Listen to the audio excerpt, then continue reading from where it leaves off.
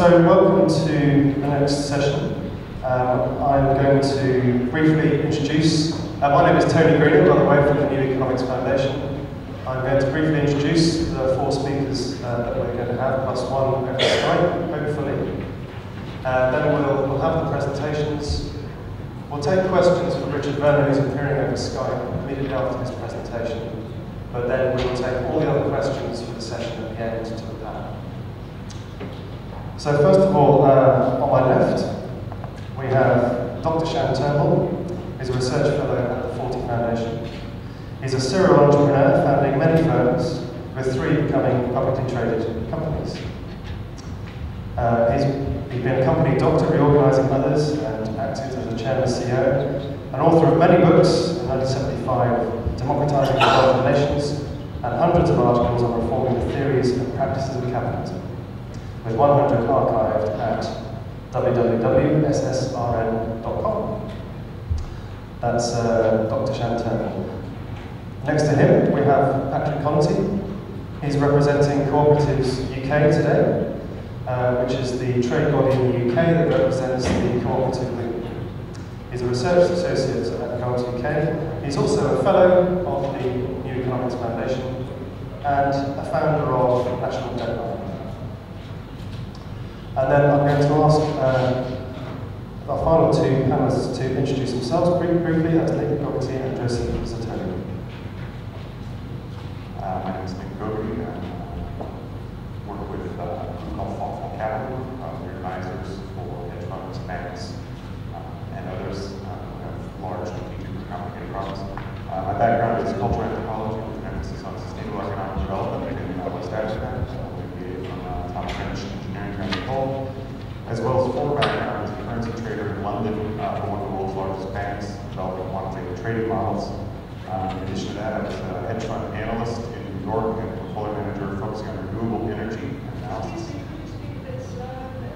Oh, sorry about that. Okay, that's fine. Also had a role with a hedge fund in New York focusing on renewable energy analysis as an analyst and portfolio manager. And in addition, wrote a document in 2007 estimating the debt crisis in the US to be $6.6 trillion, which at the time was an extreme analysis, which subsequently we just passed that amount about 6 to 9 months ago in terms of losses.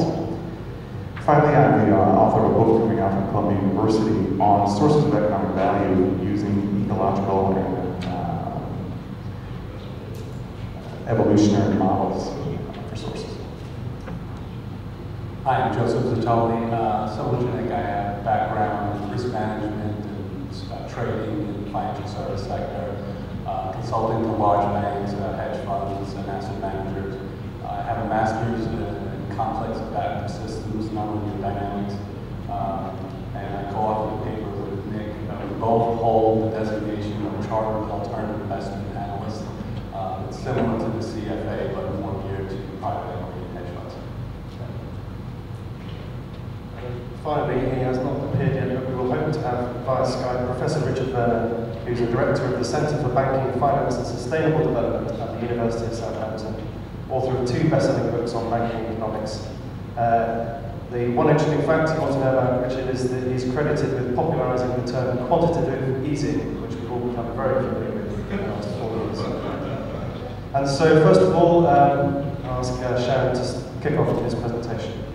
Thank you, Tony, and thanks to the Forty Foundation for organising this rather unique meeting and bringing us all here. Very much appreciated. It's a great privilege to meet so many like-minded folk with a great diversity of views. The paper I prepared for this conference is not in your book, and it's now on the, you can get it down the webpage, which will come up on the last slide. And I'll be presenting it at the New Economics Institute meeting in Oxford next Saturday. I've made up this presentation last night, and I've called it Regulating Digital Money. And as a starting point, let's have a look at what the Governor of the Bank of England thinks about the financial system. And he said, of all the many ways of organising banking, the worst is the one we have today. Will future historians look back on central banks as a phenomenon largely of the 20th century? Is it possible that advances in technology will mean that the arbitrary assumptions necessary to introduce money into rigorous theoretical models will become redundant and that the world may come to resemble a pure exchange economy? There is no reason in principle why final settlement could not be carried out by the private sector without the need for clearing through the central bank. So what the governor of the central bank is really saying is tomorrow's money is going to be digital, it's going to have a profound disruptive effect and create decentralized banking to make central banking obsolete. And when he talks about the last statement, there's no reason why you can't have settlement without going to the banking system, it's exactly what happened in Australia when we hadn't discovered gold and when we didn't have printing presses. We were a convict settlement and the free traders, if you got a haircut, the guy would pay by issuing an IOU, and that IOU would be used by the barber to buy his bread. But the barber would countersign it to the baker, and the baker would countersign it to give it to the farmer who grew the wheat. And the more counter-signatures that got on that bit of paper, it was mutual credit. It created a mutual credit association that everybody accepted. So and the bit of paper would circulate as a currency. Now that's bottom-up credit creation. Democratic credit creation. Maybe that's the sort of future of money that we should be looking for. The problem is you need to have a third.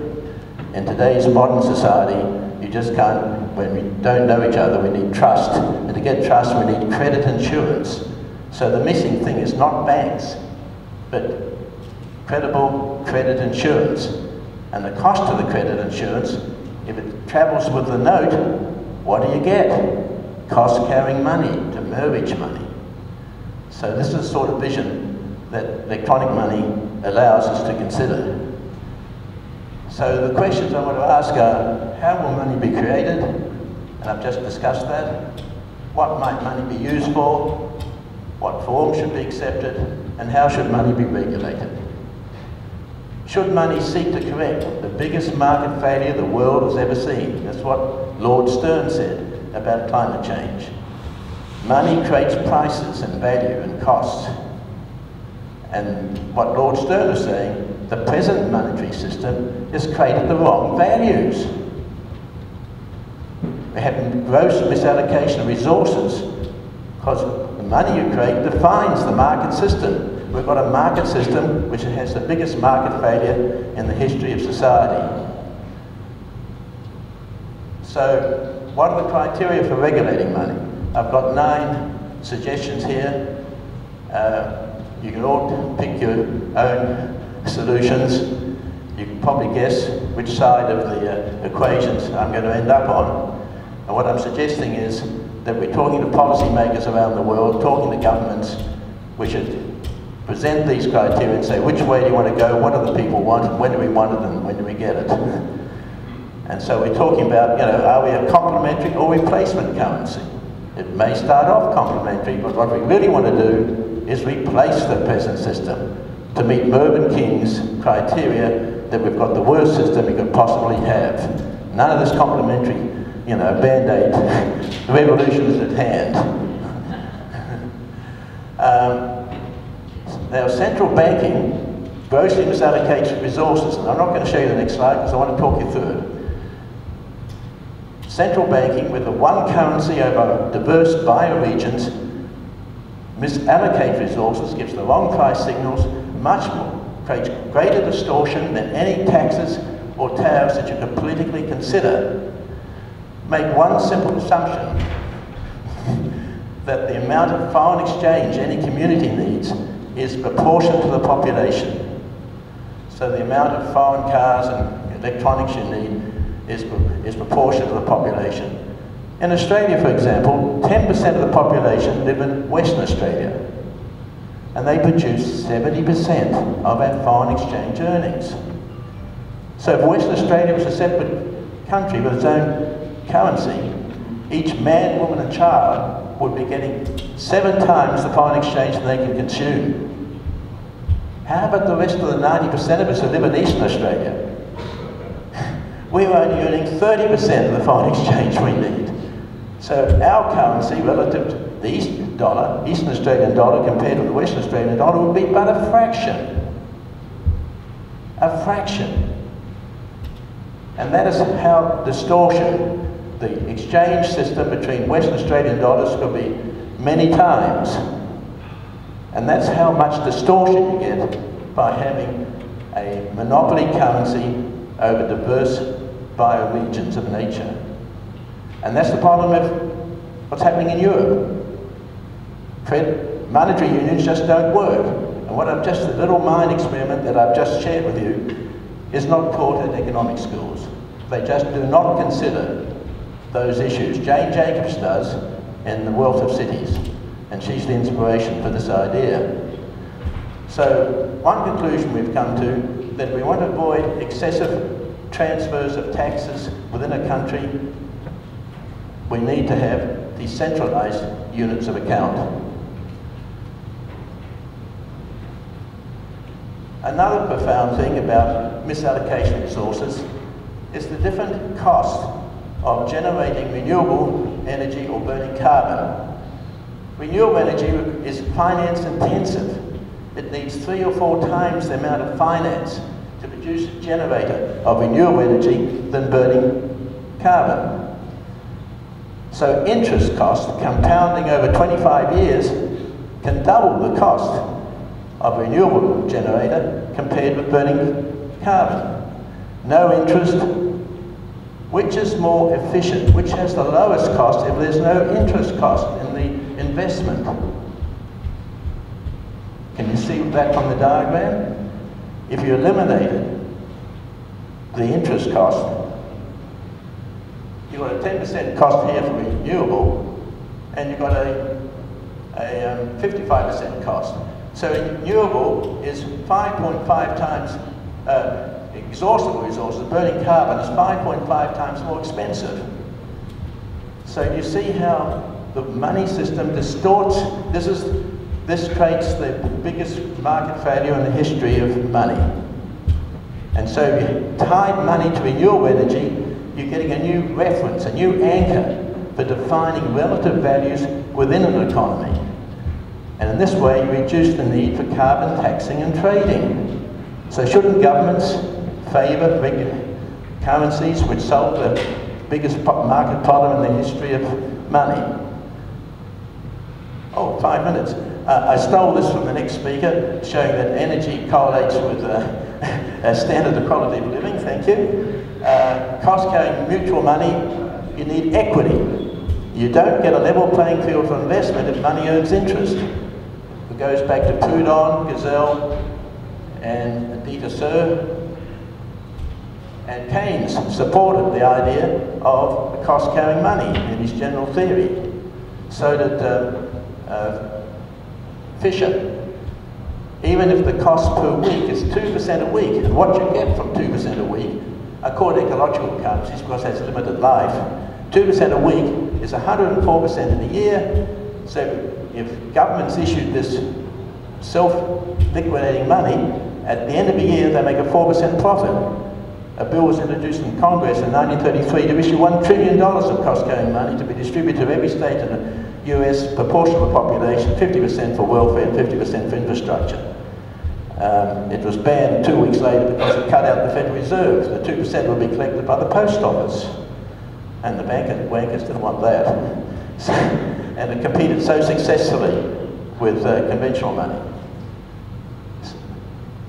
So this is a little, this also is to explain energy money. And what I've got here, what I've got here is just what's been done earlier by other speakers, much better and much more detailed, is comparing monopoly money down this column with gold here, renewable energy here, and this is the energy which will be presented by Mark later today. So there's two pages. We went through this together last night, but he hasn't seen the next one, which I'll just click over. And because it's not a currency, it's a criteria for deciding, to making decisions on what to buy.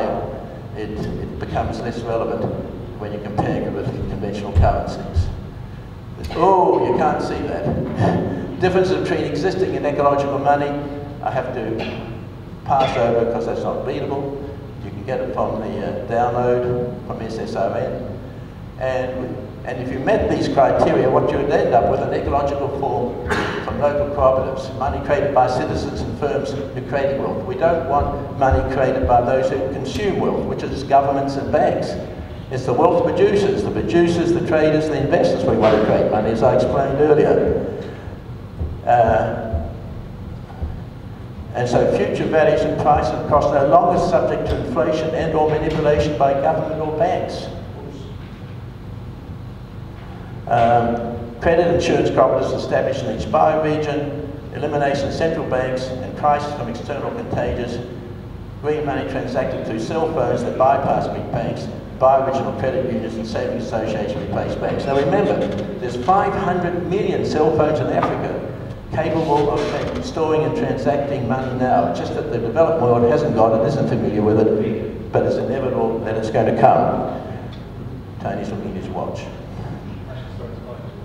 What's that? Oh, I've got 5 minutes now. So what we want to do, we want a monetary system which creates market prices, which provides incentives to distribute humanity over the planet according to the environment's ability to sustain society. Have you got that? If we want markets to regulate the global society, we want a sustainable society, we've got to look at the capacity, the nature's capacity to sustain society, and that's highly dependent upon energy. It need not be the only one, but it is a crucial one if you're concerned about global warming or climate pollution. So these are criteria which I don't think have been discussed at the conference yet, and so it's one of the things that you can keep in mind. And the renewable energy in each bioregion determines the economic values and how markets allocate resources. Quality of modern life depends upon energy consumptions, and we want market forces to distribute the plague of people on the planet on a sustainable basis.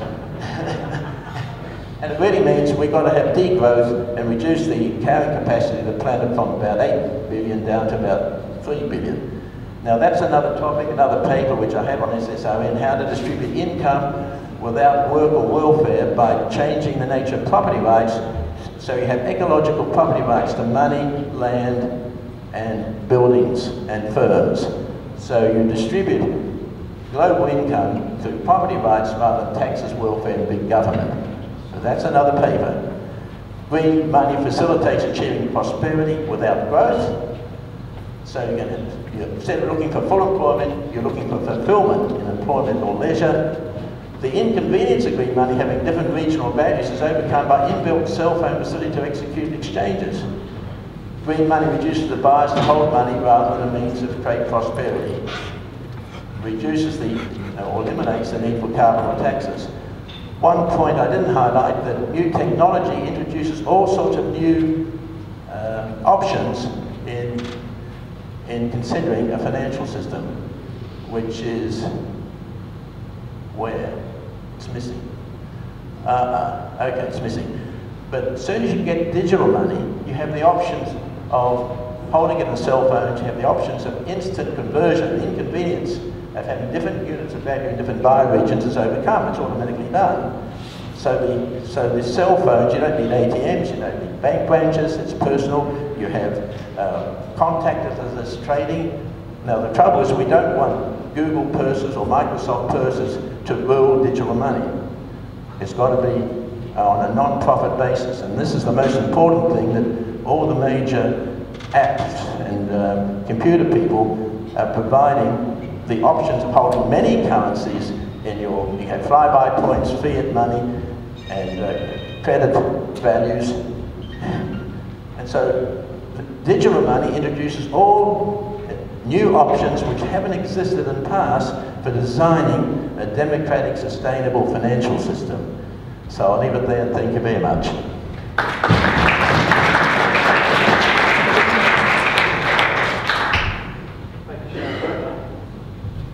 Thank you, Sharon. Sorry, we're having to, we started this session late, but I do want to try and keep it to time. Presenters have had to shave their presentations by a few minutes, and we're also on a time pressure to get Richard Vernon now to join us over Skype. And he has approximately 20 minutes. We'll take questions for Shan at the end, but we'll hopefully have a bit of time after Richard's presentation to ask him any questions on his presentation. So, let's see if we can find him. I guess it'll be Richard rather than his son that's doing the presentation, but we'll see. Hello. Hi Richard, it's Tony Greenham here. Hello Tony, how are you? Can you hear me? We can hear you great actually, thank you. Brilliant, finally, wow, I'm glad. Okay. Richard, can I just explain that we've got, we're running a little bit delayed on this session. Sure. We've got I believe you have to go anyway in 20 minutes. Can I ask you to try to speak for no more than 15 so that we have a little bit of time? Absolutely, yeah, okay, yeah. Yes, okay. Am I on then? You're on. Do you have a presentation to show? No, there is no presentation. It's just my, at times, croaky voice, I'm afraid. Hello to everyone. That's perfect. Off you go then. Thank you. All right. Well, I'm very sad not to be there with you, but it's a great pleasure to speak to you. It sounds like a fantastic conference. Unfortunately, I've been unwell and had to stay here. Now, I want to keep it short. Also for that reason. The title is Where Does Money Come From? And I'm sure Tony or Josh might have brought some of these to the conference. Our book on this topic, Where Does Money Come From? Before I come to the straightforward answer, let's just quickly reflect on the experience people have had with this banking crisis. Banks going bankrupt, massive amounts of money being injected into the banking system, short of runs on banks. It was basically an unprecedented situation for the post-war era in most industrialized countries, certainly in the European and North American hemisphere. Now, when economists at leading universities were contacted by journalists, quite rightly probably thought, well, let's ask some experts. And so you can imagine some call from the Wall Street Journal or the Financial Times to a Harvard or MIT economics professor to comment on this crisis. The interesting thing is that if they had given honest answers, then the honest answer would have been, well, sorry, I cannot comment on a banking crisis. Why not? Aren't you professor of economics? Yes, I'm a professor of economics, maybe even professor of monetary economics. So why can you not comment on the banking crisis? Well, my theories do not include banks. What do you mean they don't include banks? Well, the models that I've been using for the past 20 years do not include banks or the banking system. That would have been the honest answer. I suspect they may have been fibbing and glossed over this minor problem. But that, unfortunately, is the reality. And for people who are not in the field of economics, it is, I think it's completely incredible, and it is incredible if we think about this, that the leading theories in monetary economics do not include banks or a banking system. And even now that the banking crisis is 4.5 years old, it is still a new innovation at central banks and research institutes to argue, well, we should really think about how to include banks into our models. Just last week, actually no, this week, I was in Frankfurt at the Bundesbank, and they're discussing inviting me to consult with them to help them build banking into their macro model, or even money. You see, this is the other thing. Many models don't even have money in them. But that many found easier to deal with, and I suspect many have quickly introduced money, but banking they found much harder. Just for people to fathom this strange reality, how is this possible? That the leading textbooks and leading scholars, leading courses in macro and monetary economics do not include the banking system. It seems just mind-blowing. And this is true worldwide in the leading institutions.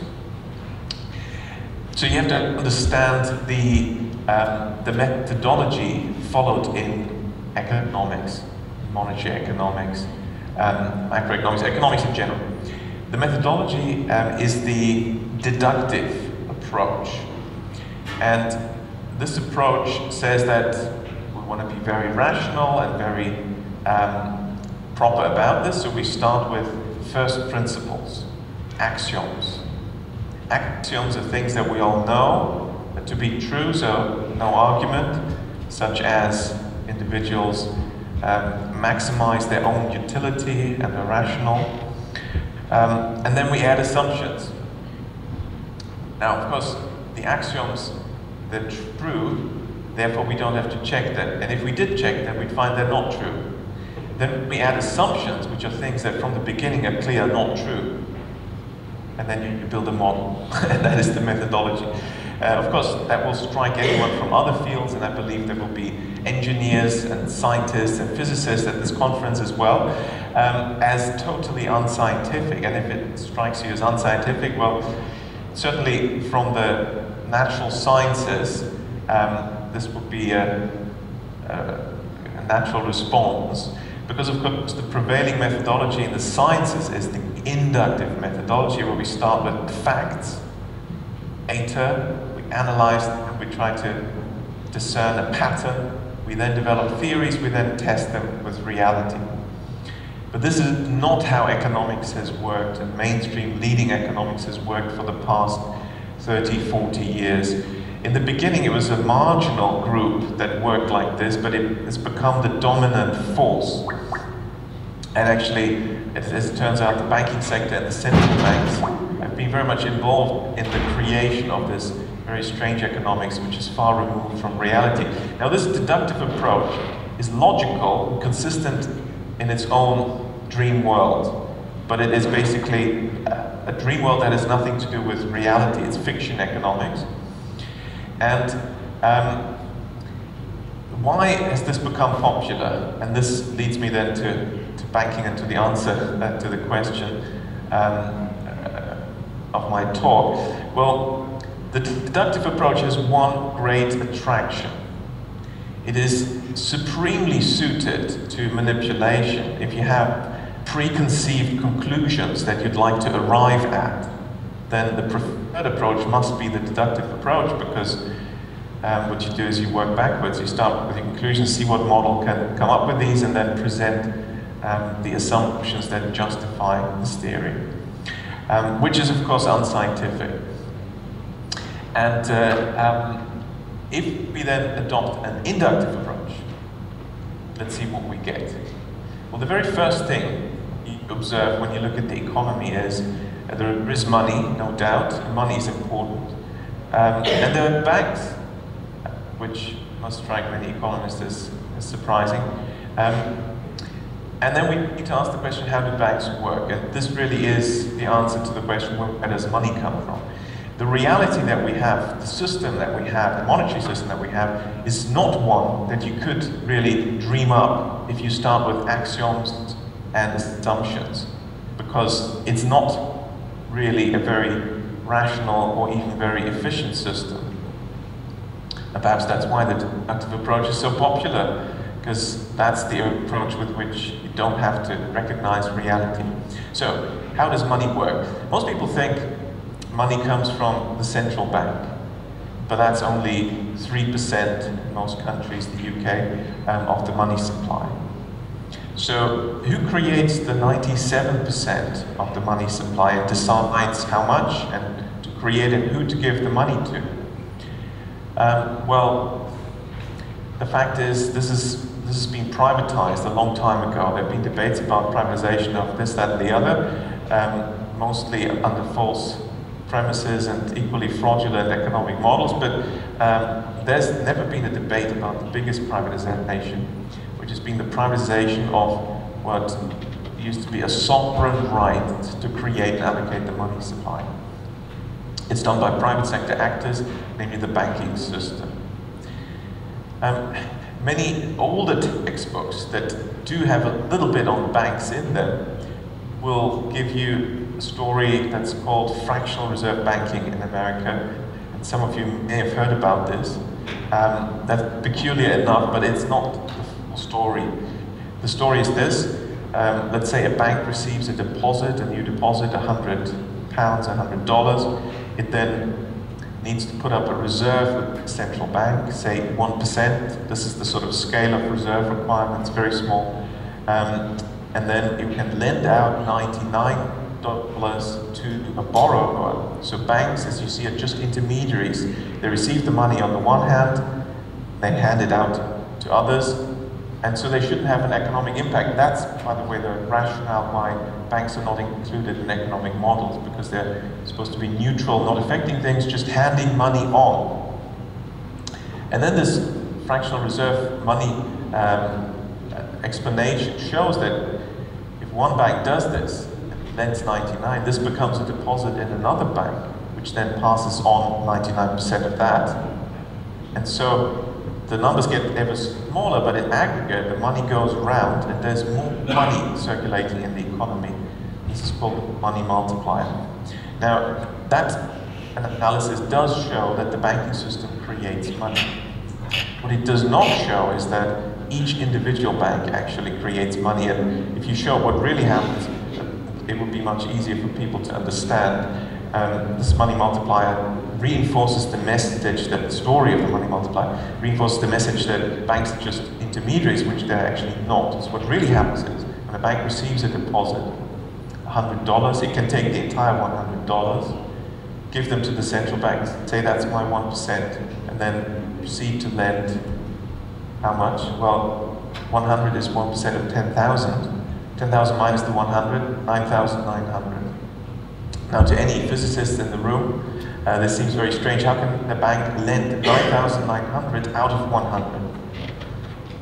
Well, it is not physics. Banking is accounting, and accounting of a very, very creative kind.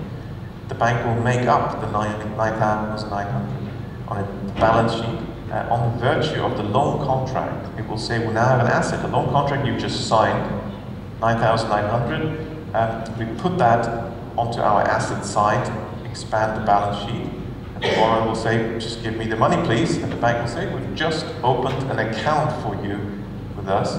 You'll find the money there. They may even say, we've transferred the money, which would be incorrect, because no money is transferred. They just put the figure in, 9,900. Into the deposit account. So what happens is banks invent money.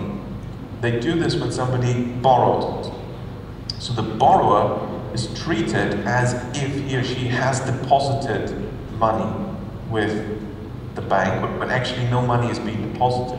But because the banks are also the settlement system of the economy, all transactions go through the banking system. Transactions that matter, that is, namely non-cash. Cash is small fry, so 95% or more of transactions are non-cash transactions going through the banking system. Roughly 3/4 of annual GDP on a daily basis goes through the banking system. Richard, so, could you draw to close in a couple of things? Yes, absolutely. And so the banks can engage in this creative accounting because they are the accountants of the economy. And so they invent this money to then, for the borrowers to be treated just as if the money existed and nobody can tell the difference. Now, of course, I started with talking about the reserve requirement, but in many countries, of course, the reserve requirement is anyway zero, such as in the UK or Sweden. And so you see the money creation goes much beyond this example. Banks invent money when they lend, they create credit, or when they purchase assets, or indeed pay their staff. Now, one thing I'd have to add before I finish, this is where money comes from, of course, from the banking system. They create it, and they decide over the allocation of the money, and therefore reshape the economic landscape by their decisions, which tend to be short-term, focused on their profits, financial speculation, is the sort of bad credit they tend to give, bad for the economy because it's unsustainable. And what we need, and I think is an important theme of this conference, is credit, when it's created, money when it's created, to be linked to reality, to economic activity. So bank credit is to be divided, good bank credit and the bad bank credit. The good stuff is when money is created for productive purposes that generates income streams to service the loans and the interest, the compounding interest. That's sustainable, but very often it's done for unsustainable purposes, which is when it's unproductive for financial transactions and speculation, and also for consumption. Final word on interest. This has to be an important topic, I think, at this conference, because interest, I believe, is one of the driving forces in destroying the planet and generating unnecessary economic growth. And of course, interest is levied by the banking system. This is why this is such an attractive business model for banks. But there is actually no economic justification for interest. It's important for you as you discuss options, what to do, and alternative systems. It's important to remember there is no need for interest. There's no requirement for interest. It's not a law of economics. It is not a law of physics. It's not a law of nature that there has to be interest. It is purely for the benefit and convenience of the bankers who charge the interest. And it's for their benefit that the system has been framed. Therefore, we need a different system, independent from these very partisan interests. And I think we need to scrap interest, and particularly the compounding exponential formula, which of course breaches the laws of physics very quickly. Interest is a transfer payment, and is a system to extract and transfer from the many to the few, and to justify that we need growth. There is no growth in terms of the physics. We've just generated the illusion of growth through our national income accounting by not counting the negatives, only counting the positives. If we had honest accounting, which of course is the other reform we need, it would be clear that there basically is no growth because we're depleting resources. And then it would be clear that interest is just a mechanism to rapidly transfer claims and ownership over the planet from the many to the few. Thank you, Richard. I think it's a really good place to invite questions, actually. So, no economic justification for interest. I'm savouring that sentence. Quite controversial, possibly. So, we've got one question from the gentleman over here, and then from Charlotte. If you could just introduce yourself briefly first, and as time is obviously very short, very brief question, if you can. Thank you. Hello, this is Suridis from Masdar Institute. I just wanted to follow up exactly on this question about interest. I agree fully with you and your presentation. It's just that there is a justification in the interest in terms of as a representation of risk. So in theory, some of the investments are actually not going to pan out, right? So in that case, interest is presenting that risk that is carried by the creditor. So in that case, do you consider still that interest should not be used in any way or form if it is a measure of risk? And actually that risk is carried by the creditor. And essentially, if it goes out, then the creditor is losing. Okay, thanks. So I think we'll take the next question as well, and Richard, if you can perhaps address both. So that was a question about if there's no interest, how do you compensate for risk of default or repayment? Hello, Professor Werner. This is Trond Andresen from Norway, Norwegian Institute of Technology. My question is to you, the story about the money multiplier sort of implicitly assumes that the central bank or the government can control the amount of money created because it's simply a multiplier. But today's banks are not reserve constrained, mostly, like Norway, Australia, Canada, etc. The tendency is that you have no reserve requirements at all. And today's banks are capital constrained, so their credit creation and money creation growth with the inverse of the minimum capital asset ratio, which is much more dangerous than the money multiplier, because the central bank, through the issue of high-powered money, doesn't have any control whatsoever of the exponential growth rate of bank credit, because of they follow the BIS rules and not having a reserve requirement. Your comment on that? Yeah, okay. If I just answer briefly, both of them, very good questions, thank you. I'll start with the second one first. I agree that the capital adequacy is dangerous in the sense that it does not control bank credit. That's definitely true. And that is also true for the reserve requirement. So actually both do not constrain bank credit. And in that sense, they're equally pointless. They're PR basically when the regulators or the central banks want to allow an expansion of credit. I would argue very strongly though that central banks and governments have a lot of tools available if they want to restrict bank credit creation and money supply expansion. The tools are just slightly different, and in history all central banks have engaged in those. Most effective tool, in fact the only tool with a historical track record to control credit creation and also at the same time ensure productive use and therefore sustainable use. And sustainable defined properly, that means productive, sustainable for the environment, is a form of credit control, credit guidance, which is still used by East Asian economies, but has been used by all central banks at some stage. So we just need to change the tools. Interest is not a good tool. That leads me over to the first question. So just actually to add that there's no justification for interest. Certainly to manipulate the economy, I think we agree, is not a justification because empirically that's been shown to fail and you cannot control money supply with interest rates. But what about risk? Isn't interest needed as a justification for risk or a mechanism to make sure there is a proper assessment of risk or reward for taking risks? Well, this is of course the standard approach, standard models of risk management and risk measurement and so on. And I think I should quote Alan Greenspan here, who said in Congress, on the record, on oath, that he thinks the modern approach to risk management, the entire intellectual edifice has collapsed. I think, of course, the banking crisis shows this. So, what is risk? Finance has defined it wrongly anyway, and there are alternative ways. The short answer is we can handle quite easily the issue of how to allocate resources and how to reward those who supply resources. Remember, banks don't supply the resources because they create credit out of nothing. They don't need to be rewarded for that. But it is true in society, as you allocate real resources, you have to have a proper cost-benefit analysis. But it's precisely the problem of interest that it didn't do that. It did not correctly reflect the true costs and benefits to society and the true risks to society as we've seen. And that's why too much money goes for bad transactions which create asset bubbles, banking crises, and accelerate as a result the transfer of money from the many to the few. Thank you, Richard. I just want to squeeze in one more question from Professor Michael Huston.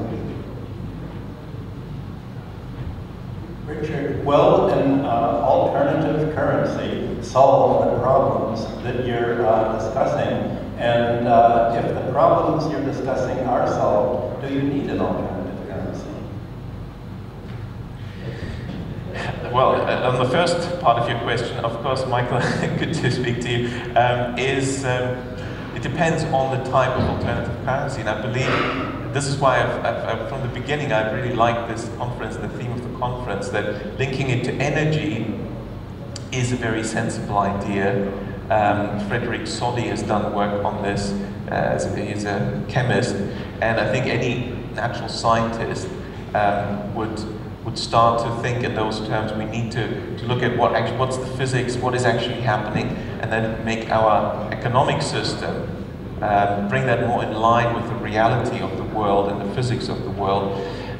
So the second part, then you turn it around. If we have solved these problems, do we need an alternative currency? Well, I think we probably won't solve these problems until we have a different monetary system, because the monetary system is really the root cause of all our troubles, whether it is the cycles, the boom-bust cycles, banking crises, or recessions, or inequality, misallocation of resources, lack of opportunity for people. It is the monetary system and the charging of interest, and therefore I think we have to start with that. Obviously, vested interests are very much against changing the system, so it is a big task, but I hope we can all work towards that, and I hope the conference will do its bit, and I look forward to participating in all that, and also the next conference. Thank you, Richard. You're getting a lot of agreement in the room with your last couple of statements there.